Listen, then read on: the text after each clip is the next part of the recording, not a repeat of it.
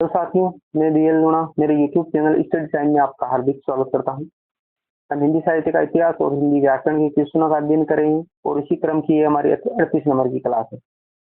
अगर आप चैनल पर नए आए हो तो चैनल को सब्सक्राइब कर ले, बेल आइकन को प्रेस कर ले ताकि मेरे आने वाले हर वीडियो का नोटिफिकेशन आपको मिलता रहे। वीडियो को पूरा देखिए और अंत में आपकी कितने क्वेश्चन है वो सही हो रहे हैं आप मेरे को कमेंट करके बताइए। वीडियो पसंद आती है तो इसको लाइक करिए, अपने दोस्तों के साथ में भी शेयर करिए। बिना समय गवाए बात करते हैं हम पहले क्वेश्चन की। तो आज का हमारा जो पहला क्वेश्चन है वो है, हालावाद के जनक माने जाते हैं प्रसाद, हरिवंश राय बच्चन, निराला और दिनकर। तो जो हालावाद है उसके जो जनक है वो हमारी वाला ऑप्शन है हरिवंश राय बच्चन। हरिवंश राय बच्चन है वो हालावाद के जनक माने जाते हैं। इनके जन्म की बात करें तो 1907 में इनका जन्म हुआ था। 1907 में इनका क्या हुआ था? जन्म हुआ था। और मृत्यु की बात करें तो 2003 में इनकी मृत्यु हुई थी। ये हमारे जो फिल्म स्टार है अमिताभ बच्चन, अमिताभ बच्चन है, उनके क्या है? पिताजी। बात करते हैं 2 नंबर क्वेश्चन की। निशा निमंत्रण किसकी रचना है? हरिवंश राय बच्चन की, दिनकर की, सुमित्रानंद पंत की और महावीर प्रसाद द्विवेदी की। तो जो निशा निमंत्रण है वो हमारे हरिवंश राय बच्चन की है। इसके अलावा हरिवंश राय बच्चन की बहुत सारी और भी रचनाएं, जैसे एकांत संगीत हो गया, एकांत संगीत, एकांत संगीत है वो इनकी रचना। इसके अलावा आकुल अंतर, आकुल अंतर। इसके अलावा परिणय पत्रिका है, सतरंगिणी है, मिलन यामिनी है, आरती और अंगारे है, बंगाल का अकाल है, बुध और नाच घर है, त्रिभंगिमा है, चार खेमे 64 खूंटे और 2 चट्टाने। 2 चट्टाने महत्वपूर्ण रचना है इनकी। 2 चट्टाने महत्वपूर्ण है ये। बात करते हैं 3 नंबर क्वेश्चन की। निम्न में से कौन सी रचना हरिवंश राय बच्चन की नहीं है? जो हरिवंश राय बच्चन की नहीं है वो बतानी है। मधुशाला, मधु कलश, स्वर्ण धुली और मधुबाला। तो इसमें देखिए जो स्वर्ण धुली है सब वाला ऑप्शन ये है वो हमारे हरिवंश राय बच्चन की नहीं। बाकी मधुशाला, मधु कलश और मधुबाला ये सारी है वो हमारे हरिवंश राय बच्चन की है। जो स्वर्ण धुली है ये हमारे सुमित्रानंदन पंत की है। सुमित्रा नंदन पंत, तो ये सुमित्रानंदन पंत की रचना है। 4 नंबर देखिए, अपराजिता के रचनाकार है हरिवंश राय बच्चन, मैथिली शरण गुप्त, रामेश्वर शुक्ल अंचल और केदारनाथ अग्रवाल। तो जो अपराजिता है उसके जो रचनाकार है वो है रामेश्वर शुक्ल अंचल। स वाला ऑप्शन इसका राइट आंसर है। इनकी अन्य एक रचना है मधुलिका, मधुलिका ये भी अच्छी रचना है मधुलिका। और जो रामेश्वर शुक्ल अंचल है ना, जिस प्रकार हालावाद के जनक हरिवंश राय बच्चन के, उसी प्रकार जो मार्शलवाद है, मार्शलवाद, उस मार्शलवाद के प्रवर्तक है वो रामेश्वर शुक्ल अंचल है। 5 नंबर क्वेश्चन देखिए,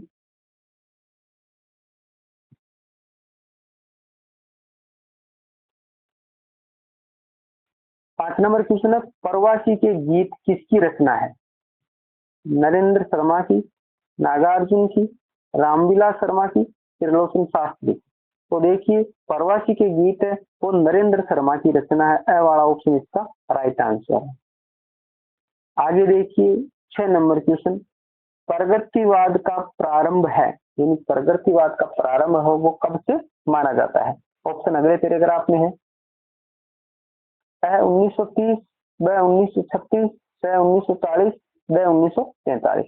तो देखिए प्रगतिवाद है, उस प्रगतिवाद का जो प्रारंभ है वो 1936 ईस्वी से माना जाता है, क्योंकि 1936 में प्रगतिशील, प्रगतिशील लेखक संघ, लेखक संघ उसकी स्थापना हो गई थी। ठीक है। और अंतिम जो समय सीमा है वो 1943 ईस्वी मानी जाती है। 1943 ईस्वी मानी जाती है। क्यों? 1943 में प्रथम तार सप्तक है, प्रथम जो तार सप्तक है उस तार सप्तक का प्रकाशन वर्ष है। 7 नंबर क्वेश्चन देखिए,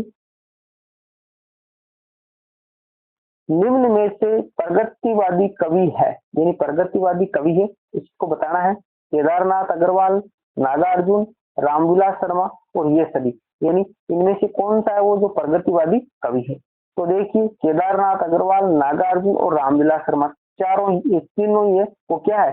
प्रगतिवादी कवि है। तो इसमें द वाला ऑप्शन है उसको सही हो जाएगा। इसके अलावा शिवमंगल सिंह सुमन है, शिव मंगल सिंह सुमन, वो भी प्रगतिवादी है।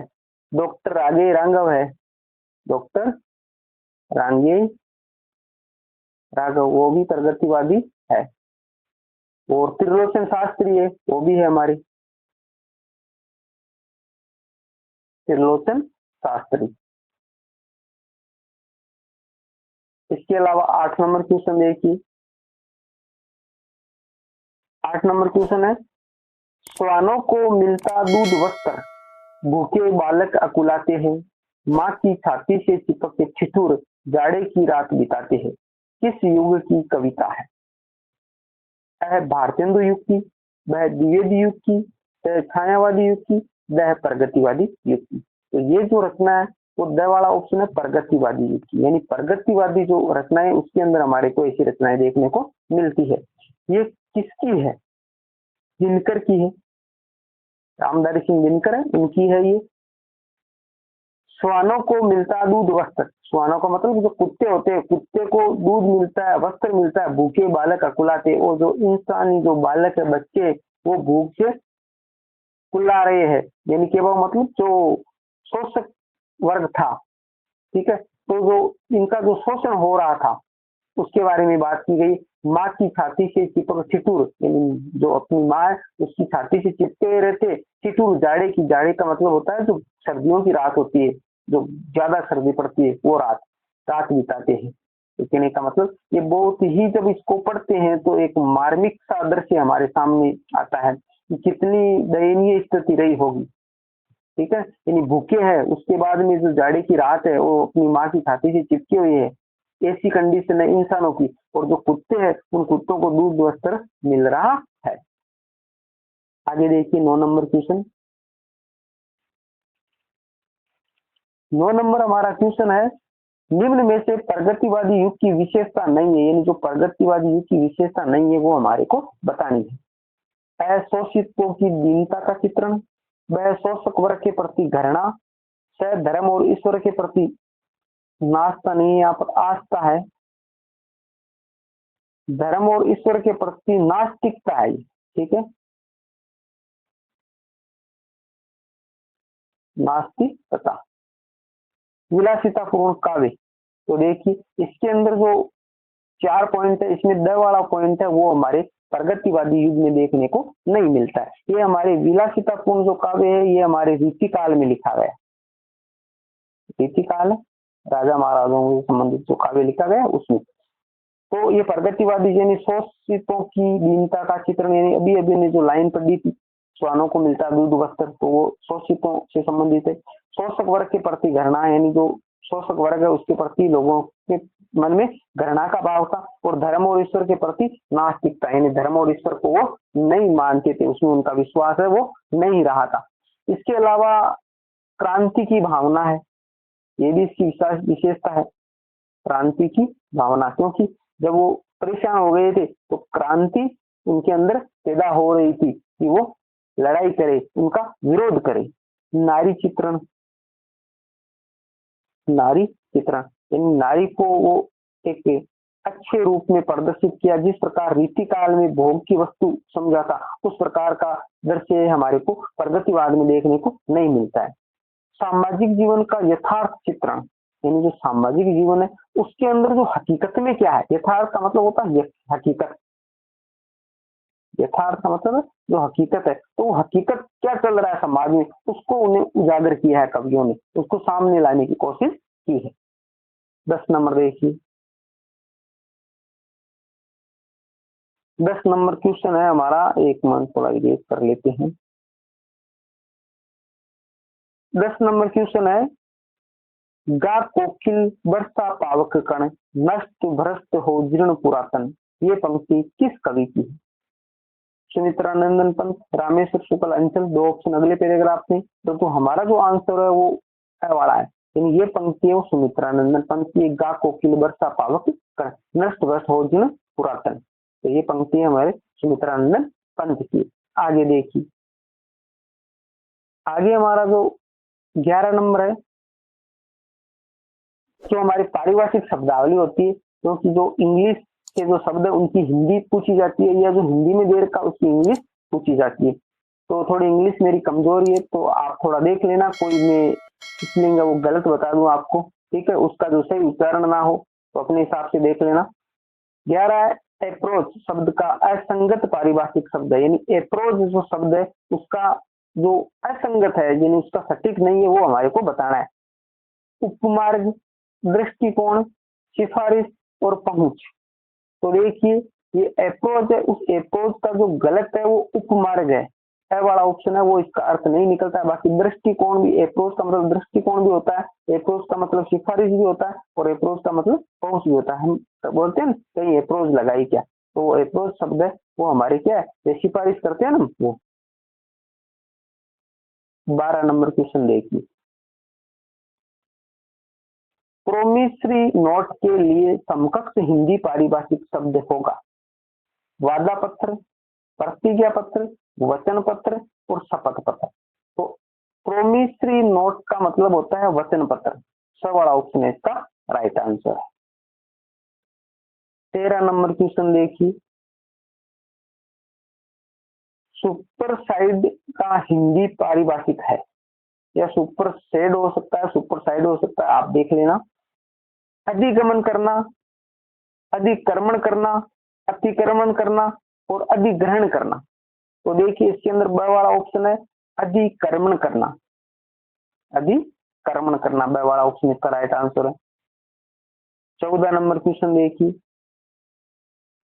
कौन सा शब्द अवार्ड का हिंदी समकक्ष नहीं है, यानी अवार्ड का हिंदी समकक्ष नहीं है? पंचाट, अधिनिर्णय, ग्रहण करना, पुरस्कार। तो 14 नंबर है उसमें स वाला ऑप्शन है ग्रहण करना, ये इसका समकक्ष नहीं है। बाकी पंचाट होता है, अधिनिर्णय होता है और पुरस्कार होता है। 15 नंबर क्वेश्चन देखिए जो इस क्लास का लास्ट क्वेश्चन है, कैपिटल का हिंदी पारिभाषिक शब्द नहीं है, जो नहीं है वो बताना है। राजधानी, स्तंभ, दो ऑप्शन अगले पैराग्राफ में है। स में सामर्थ्य, द में दीर्घाक्षर। तो देखिए इसके अंदर स वाला ऑप्शन है वो इसका समकक्ष नहीं है, बाकी जो ए, ब और द है वो इनके समकक्ष है। तो ये 15 क्वेश्चन थे जो हमने इस क्लास के अंदर देखे, अच्छे से इनकी व्याख्या की। आपके कितने क्वेश्चन है वो सही हुए इनमें से आप मेरे को कमेंट करके बताइए, ठीक है। वीडियो पसंद आई है तो इसको लाइक करिए, अपने दोस्तों के साथ में शेयर करिए। अभी तक आपने चैनल को सब्सक्राइब नहीं किया तो सब्सक्राइब कर ले। मिलते हैं अगली वीडियो में, तब तक के लिए जय भीम जय भारत।